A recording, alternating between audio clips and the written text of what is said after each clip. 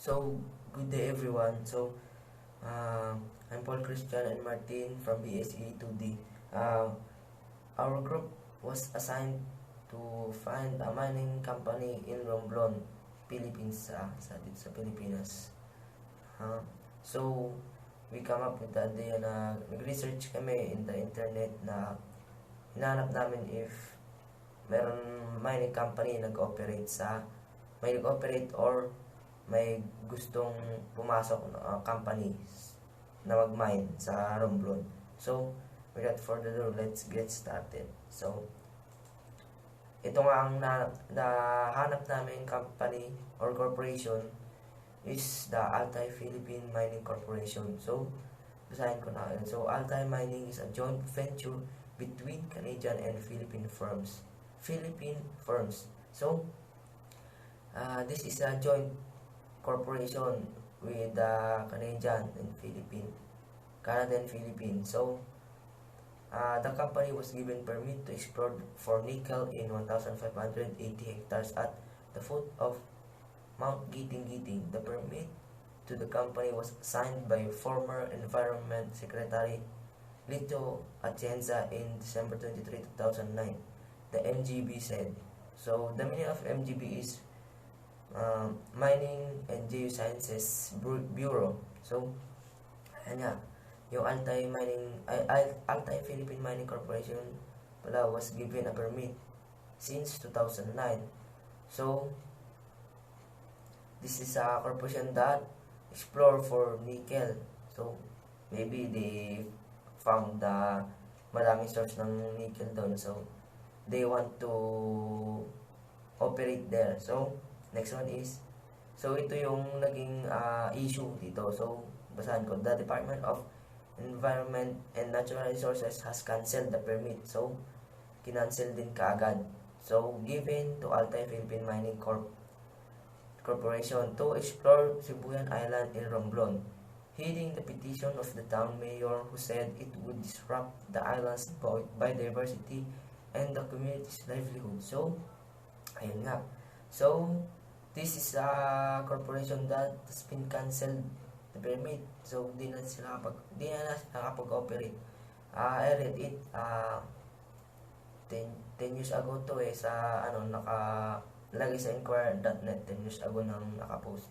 So, Leo Sareno, Director of DNR Mines and Geosciences Bureau, said he has issued a case and disease order against the company which is exploring the island's mineral reserves. So, yun nga, kinancel na yung permit, so they can operate na. So, ayan. Hasareno said the cancellation of the permit was based on the complaint of San Fernando, Sibuyan Town Mayor Dindo Rios, who said the exploration activities pose a grave threat to the rivers, streams, and tourism of Sibuyan Island. So, based on my idea kasi the mining has a lot of effect and cause of soil erosion and landslide. So, di ba sabi nga yan sa Mount Giting. So, maybe they give a threat sa river, siyempre in streams. Diyan dadaan yung mga chemicals na ginagamit nila for using in mining. So, Sibuyan is home to Town Giting Natural Park, which hosts one of the highest diversities of species in the world, as Arena said. So, this Mount Giting has sabi nga, di ba, ito 1,580 hectares of the foot pa lang, di ba? So, gaano kalaki yun, gaano kaluwang. Then, he said na it has the highest diversities of species in the world. So, maybe you can explore it. Hindi pa natin na-explore yung Mount Giting masyado. That has a lot of animals and other living things there. So, may papakita ko sa inyo. Ito pala ay source from Inquirer.net. So, may papakita ang mga pictures sa inyo. This is the proof that it signed the permit. So, yan. Oh. You see, this is a seal of regional office in Mimaropa. So the Republic of the Philippines, herein referred to as the government, represented in this act by Secretary of the Department of Environment and Natural Resources with offices at the Department of Environment and Natural Resources Building, Visayas Avenue, Diliman, Quezon City, and Anti-Philippine Corporation, a corporation duly organized and existing under the laws of the Republic of the Philippines, herein referred to as the contractor, which office at 78 Visayas Avenue, Quezon City, and represented in this act by its President, POC Fortuno, as authorized by its Board of Directors. So, yan yung nagpapakita na original nga na this is a corporation that has a permit. So, ayan po yung iba, yung term agreement nila, contract area, ano nga sabi, di ba? 1,580 hectares in the foot of Mount Giting-Giting. So, yan, this is the other proof, and this is the proof na may nangyaring pirmahan, then na-legalize yung permit nila, but then bigla din kinancel because of the request of mayor, because yun nga, the biodiversity pwede siyang masira or maybe give a lot of damage in the biodiversity hotspot. So, yun lang for the company, and let my group mates next to report. Okay. My topic is location mining in Romblon.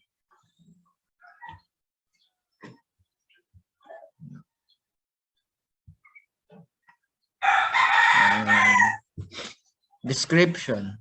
Tablas Island is a mountainous areas in Romblon which cover critical watershed and forest reserve that provide vital water supply to agriculture, small industry, and tap water for human consumption.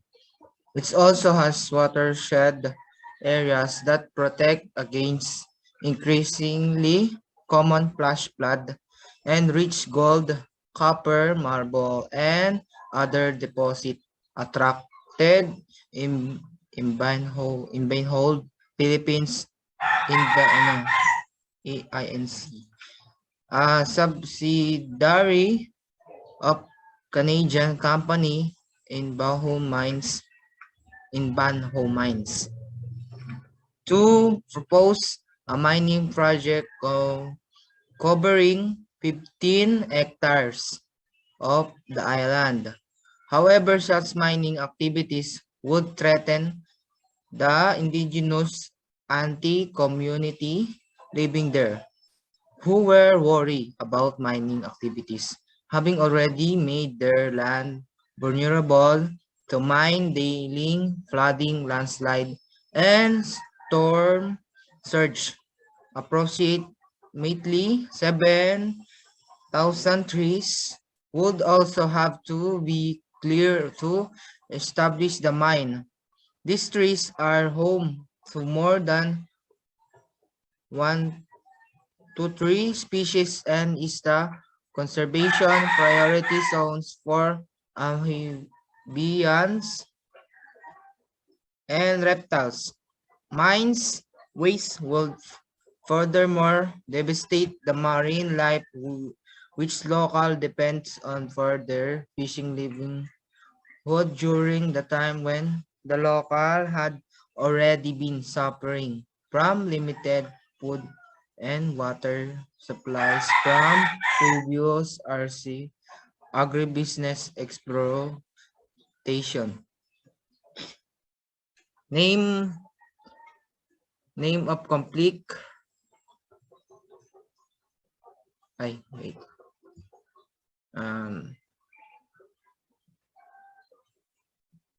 Name of conflict: metallic mining moratorium in Romblon, Tablas Island, Philippines.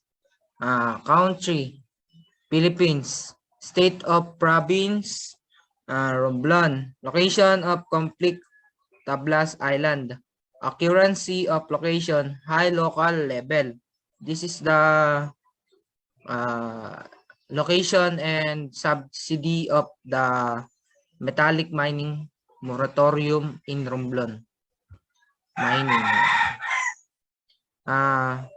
Types of conflict, first level, mineral ores and building. Ayan. Mineral ores and building materials extraction. Types of conflict level level 2. Mineral ores exploration and species commodities,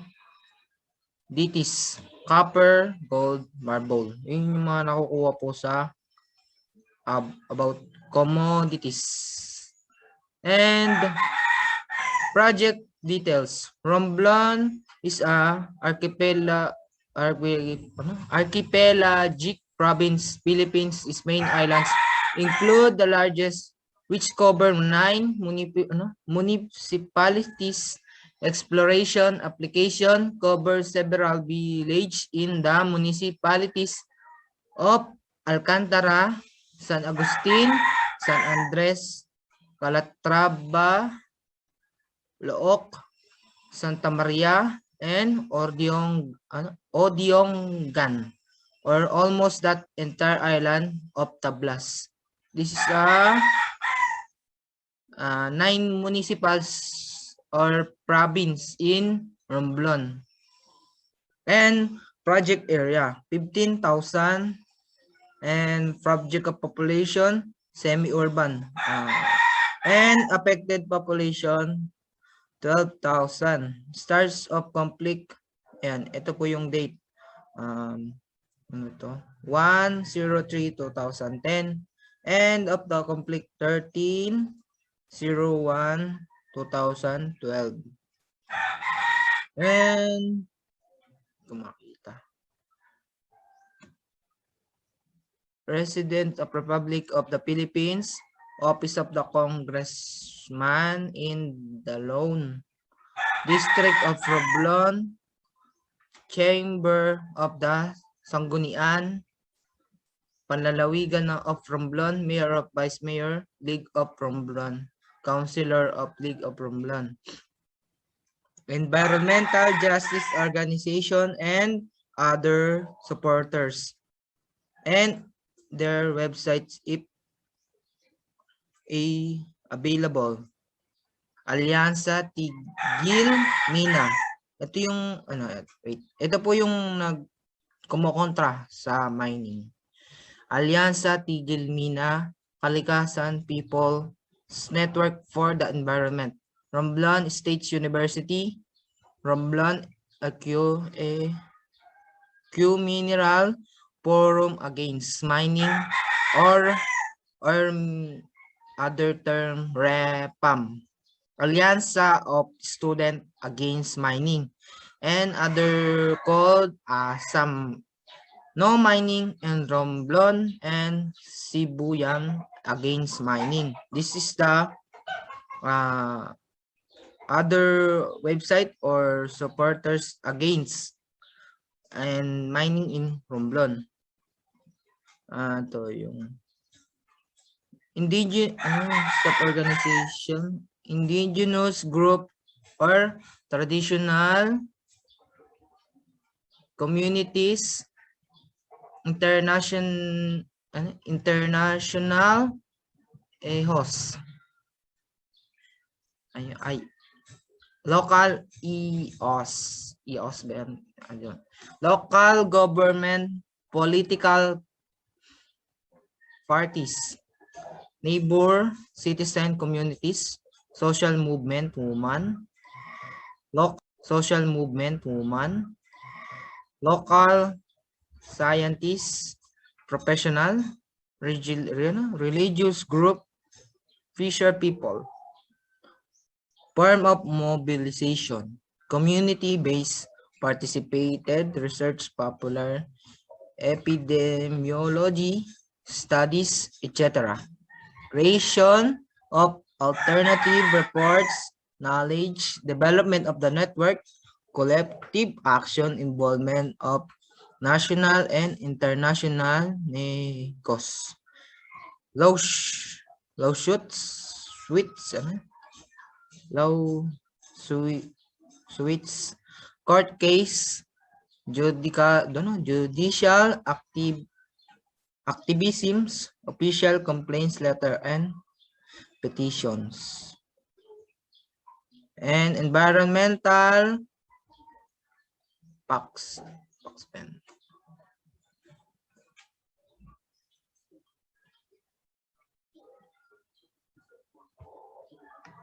And visible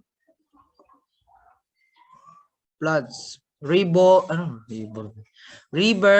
coastal, mud flow, food insecurity, crop damage, and potential air pollution, biodiversity loss, wildlife, agro-diversity, waste overflow, deforestation, and loss of vegetation cover, large-scale disturbance of hydro and geological system, mines, tailing spills, health impact, potential exposure to unknown or uncertain complex risk, radiation, etc. Social economical impact, potential land dispositions, and project status, complete outcome, response, institute change, court decisions, victory of environment, justice, strength of participations, violent targeting of activities, fostering a culture of peace, application of existing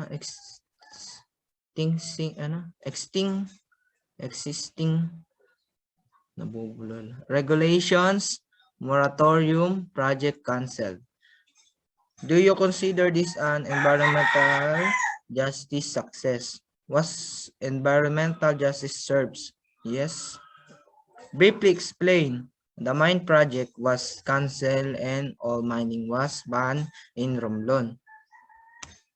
Yun, that's the end of my reports.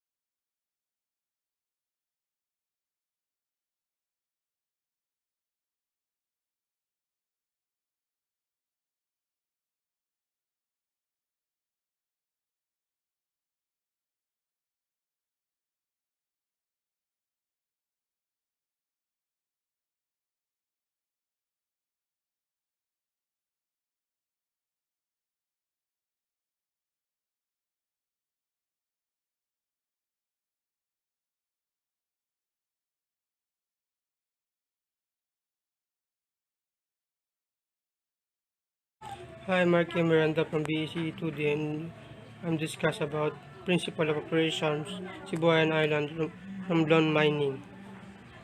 Modern day mining operation extract valuable minerals which containing metals known as ore from underground mines, workings, surface mines, open pits, or previously disturbed areas such as waste rock dams, stockpiles, and tailings impoundment. So yung modern mining the operation that araw is napakahalaga daw ng minerals na naglalaman ng metal or yung nickel. Kahit yung mga butas na hinahukay na dati, pinupuntahan pa nila para lang makakuha ng mga metals. Ganun kahalaga sa kanila yon ng araw. The economic value of metals intended for recovery and the chemical and physical characteristic of the ore, but it determines how the ore will be mined and the processing method that will be used to extract the metal. Because economics play a significant role in mineral and metal recovery mine, operators avoid costly process steps such as grinding and roasting where possible. So sinasabi dito yung na napakahalaga doon ng economics sa mineral and metals. Kasi ito mismo yung nagre-recovery ng mga mineral metals, yung mga nickel ganon. Kaya kung maaari, iniwasan nila yung mga grinding and roasting kung posible. According to a case study conducted, the proposed industrial mining Cebu is rich in nickel. So napakayaman daw ng nickel sa Sibuyan Island sa nickel. Over 7.26 million tons of proven 1.56 nickel. So yun daw yung naaprobahan ng nickel, napakarami. Kasama rin dito yung mga gold, manganese, iron, limestone, and silica quartz. Yun din yung mga nakukuha ng mga nagmamine dun sa may Sibuyan Island. So, a few people are engaged in very small scale gold panning primarily and Tulungan River bed, but it's a large scale miners that are eyeing up the island. Despite its forested state of one calculation estimate that more than one-third of the island is now covered by mining permits that have been issued to Philippines, Canadian, and Australian mining operation. So, yung Sibuyan Island pala is, yung one-third ng isla nila is napapalibutan na ng mining, ganun. Tapos, napapalibutan na sila ng mining. Kasama nga rito yung mga, yung Canadian and Australian Mining Corporation. Sila yung mga nagmamine doon. Sila yung mga nagmimina sa may Sibuyan Island next. The records are unclear but it seems that at least 25 exploration mining permits have been applied for. Kung makikita naman natin sa picture, yan yung sa Sibuyan Island. 4 small scale permits have been issued. 3 mineral production sharing agreements are pending. So yun na lang pala pending. Hindi sila na bibigyan pa ng permit para makapagmina dito sa may Sibuyan Island. Pero ang pagkakatanda ko na ban na ngayon yan, yung pagmimina. 25 exploration mining permits have been applied for. So napakarami palang nagmimina rito, mga nakakakuha. Pero ngayon binan na yan. The nickel are extracted is sold to PHP Bialeton. So ganun pala kamahal yung nickel. Although there is no official exploration on the island, community suspect that the small-scale mining operations are in fact being used to prospect and explore. Napakamahal. Thank you.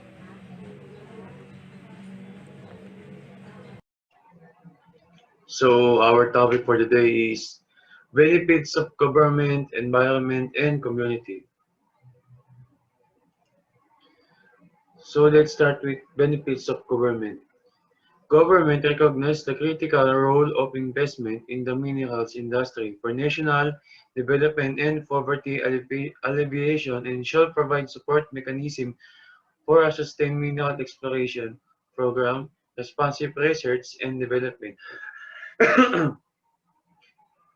Priorities and capability building for industry manpower, clear, stable, and predictable investment and regulatory policies should be instituted to facilitate investment in mining, leading to a prosperous minerals industry. Value adding as a measure of optimizing benefits from minerals for Filipino for Filipino people should be pursued through the development of downstream industry to achieve greater productivity and efficiency. Meanwhile, the governor of Romblon must rearm his resolve to challenge the resolution issued by regional trial court that rendered Romblon's provincial ordinance placing a moratorium on mining as unconstitutional business minor 2013. While disputations have been continuing until the present, the initiatives of some provinces in legislating ordinances to restrict mining operations are likely to trigger other provinces to follow suit. Under the Mining Act and its implementing rules and regulation, local governments are envisaged to realize wealth creation from minerals resources to drive growth and provide livelihood and income opportunities for their constituents. In particular, the Mining Act provides that local governments are entitled to a 40% share from the gross collections of the national government from mining taxes, royalties, and other fees. In addition, qualification fees entitle the province to 30% and host municipalities to 70%. Host provisions are strengthened by the Local Government Code. Section 292 stipulates that if a natural resource is located in the province, then the provincial government will have a share of 20%, municipality 45%, and the barangay 35%. Out of the 40% revenue that the national government remits to the local government, whose all seem auspicious. However, local governments receive their share of taxes revenues at a much delayed time. Yearly taxes collected from mining operations accrue to the national treasury, and it will take at least a couple of years for a local government to collect its fund location. In sight of a mayor of mining municipality offers the figures of the station. Our hometown, as you know very well, is a place of mining. But take a look around and tell me how we progressed significantly through the 80-decade-long operation of the company. The company has been paying its taxes to the national government every year.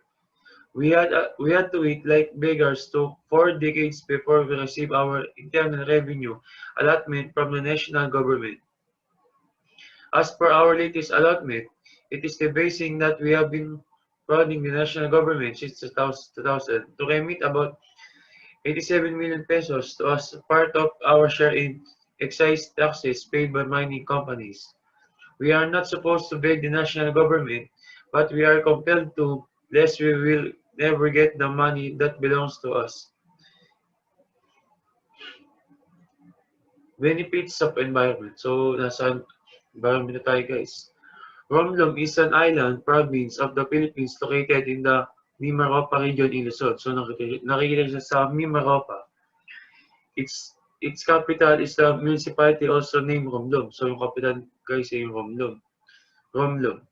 The province of Romblon has unique advantage of being at the center of trade routes that link Luzon and the Visayas. This strategic location makes the province an ideal location for sea freight distribution and as a manufacturing center from which to access the markets of Western Visayas and Southern Tagalog. Excuse me, guys. Romblon is endowed with lush vegetation and mineral resources. Aside from marble, the islands are rich in granite, nickel, silica, mercury, zinc, copper, silver, limestone, sulfide, ores, kaolin, clay, magnesium, and quartz. Gold panning sites are sprouted in some of the mountainous stream areas in Magdiwang, Sibuyan Island. The fertile soil nurtures varied agricultural crops like coconut, rice, corn, bananas, root crops, fruit trees, vines, and many others. Offshore, Romblon is a rich fishing ground. The islands lie on the migratory path of the fishes from the Sul and Visayan Seas, Pasig, Batas Strait, Sibuyan Sea, and Romblon Pass. Romblon is the country's leading producer of high-quality marble comparable to that of Italy. Romblon boasts of scenic places that are a must-see for tourists. Mount Guting is Romblon's highest peak and it's located at Sibuyan Island. Romblon it is an attraction to the mountaineers and it's the province's major source of timber and metallic products. It is also abundant with wildlife, plant species, and waterfalls. The Cantingas River is known for its enchanting vistas. In its mountain are found the world's smallest bat, the endangered wildcat or the singalong, and the hardest wood, the mangkogo or iron wood. The river is known to have the second cleanest island in water in the region. One of the last remaining untouched falls in the Philippines is the Bosay Falls. It is a scenic spot with natural falls around 2.5 kilometers from Poblacion and located at Barangay Panangkalan. The upper portion is the water reservoir serving the Poblacion. The Isla de Galo is where the coral reefs can be found. It is blessed with its white sands and is also well known for good diving. The Laughing Falls River is a hideaway scenic spot with a basin-like natural pools. Is 3 kilometers away from Poblacion and located in Barangay Taclobo. This falls is a refreshing place to immerse during this hot summer. It has two natural swimming pools with clean water and has several cottages available around the area. It also a part of the campgrounds in the mountains where seminar and retreats are conducted. Take a break from outside pressure and feel the crash of the crystal cool water from the waterfall's Little Baguio. It is surrounded by boulders and trees which provide shades to visitors. Natural crystal clear pool is ideal for a deep Alambingan falls. It is a romantic hideaway marked by huge boulders that deflect the cascade from the heights. The park is complemented by other tourist potential that is constantly developed for town beautification because of its lush greenery. The falls has a natural pool with cool surroundings ideal for swimming and picnics. Centuries-old coffins made of hollowed logs were discovered in the Guyangan Caves, which was discovered in 1936 and not after the war. Another cave, Lisong Cave, has plenty of stalactites and stalagmites. The grotto is located at the peak of Mount Andradun, is where the Immaculate Conception were devotees usually and pray during the Lenten season. When passing along the road, can visit the panorama point at Barangay Takasan, Corcuera, where inter-island vessels can be built and serves as shelter during inclement weather.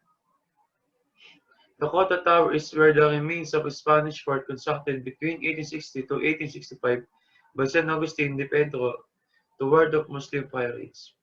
It is situated on a hill overlooking the town. Manaha Beach and Batum Beach are both a wide stretch of white beaches, while the Sabah Bay Lagoon is a 28 hectares body of water that lies enclosed between barangays San Roque and Mabini, providing magnificent view of the serene waters.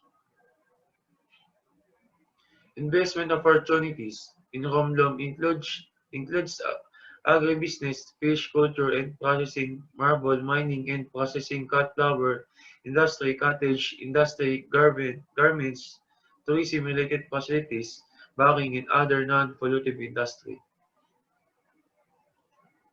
So last topic is benefits of community. During the 9th General Assembly of the IPP 2012, Governor Joey Sarte Salceda described the MGB as needing to heed to the doctrine of local preference and philosophy of subsidiarity in administering mining projects. This implies that provincial, municipal, and barangay levels of government must be the bodies to grant approvals for mining projects. Salceda also noted that at the same time, mining companies must pay taxes direct to the provincial and municipal governments. Salceda is the government of Albay. The location of Lapu-Lapu mine, which became the first large-scale mining project that opened in the Philippines, and eventually advanced advanced to production stage after almost 3 decades, during which no new mine in the country commenced operation. So thanks sa panel, guys. God bless you. Environmental impact. Kahit na hindi napagsimula sa pagmimina ang Altai-Philippine Mining Company sa Romblon, ang mga ninirahan naman sa Romblon ay marami na agad binatikos ukol dito. Isa na dito ang magiging epekto nito sa kanilang agubatan at sa iba't ibang uri ng halaman katulad ng pitcher plant. Kung masira ang kagubatan, maaaring mawala ng tirahan ang mga hayop na ito at ang mga insekto na ito. Isa pang maapektuhan dito ang nose tube fruit bat na madalang lamang makita sa Pilipinas. At ang pinaka nirereklamo ng mga nakatira dito ay maaaring kawalan ng kanilang turista at ang kanilang pangunahing pinagkukuhanan ng pagkakakitaan na pangingisda. Hi, I'm Michiella Cassandra from BSEE 2D, leader of Mining in Romblon. Conclusion and recommendation. Current mining plans will identify the government's own strategy for sustainable development by destroying or several damaging critical ecosystem, including watershed, rivers, marine ecosystem, and important agricultural production areas. So, sa mga nagmamining kasi is ang magiging epekto nun sa atin is yung mga pwedeng maging damage nun sa ecosystem, yung mga landslide, yung mga lupa niya, di ba, matatapon sa mga river na pwede ikamatay ng mga isda. So, di ba, minsan meron tayong pwede rin maging cause ng food poisoning kasi nga, di ba, yung mga ginagamit natin, di ba, may makina doon, tapos, di ba, yung iba natatapon lang sa mga rivers, kaya nagiging cause ng food poison. Implementation of the proposed mining plan will bring insufficient benefits to the Filipino people. So may makukuhang benefits din naman tayo kasi may mga nadodiscover tayo, pero meron din tayong nakukuhang hindi rin maganda, lalo na sa ating environment. Corruption is a serious problem in the Philippines, and it can be expected that plans for extensive mining operation in remote areas requiring licensing, regulation, and monitoring will make it worse. So, sa atin kasi maraming corrupt, di ba? So, sa mga corrupt na yun, merong mga, hindi natin alam na may mga nagtatrabahong maliit lang yung binibigay, pero malaki kinikita nila, di ba? Tapos, di ba, may mga illegal mining na ginagawa. So, yun yung lalong nagpapasira sa natin, sa kalikasan. At marami ring naapektuhan. Mining likewise contributes to the country's foreign exchange earnings through exports. Furthermore, the industry provides additional revenues for the government through taxes and fees paid on mining and the other related activities. So, ang nakuha naman natin sa mining is yung mga foreign exchange, yung mga palitan ng kalakalan natin, di ba? Yung kinikita natin, tapos di ba pag maraming nakikita, maraming nadadagdag sa mga gumagawa na. Tapos meron din tayong, marami na kasi nakikita ngayong magandang lugar sa Romblon na naging cause din ng mining. Tapos nakikilala rin yung Romblon sa mga nadidiscover sa mining. So, pero ngayon, ban na ang mining sa Romblon kasi nga maraming naapektohang tao. So, ayun lang. Thank you.